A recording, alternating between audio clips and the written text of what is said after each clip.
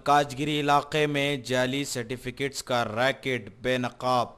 SOT police ने मलकाजगिरी में जाली तालीमी सर्टिफिकेट्स तैयार करने वाली खतरनाक टोली को गिरफ्तार कर लिया।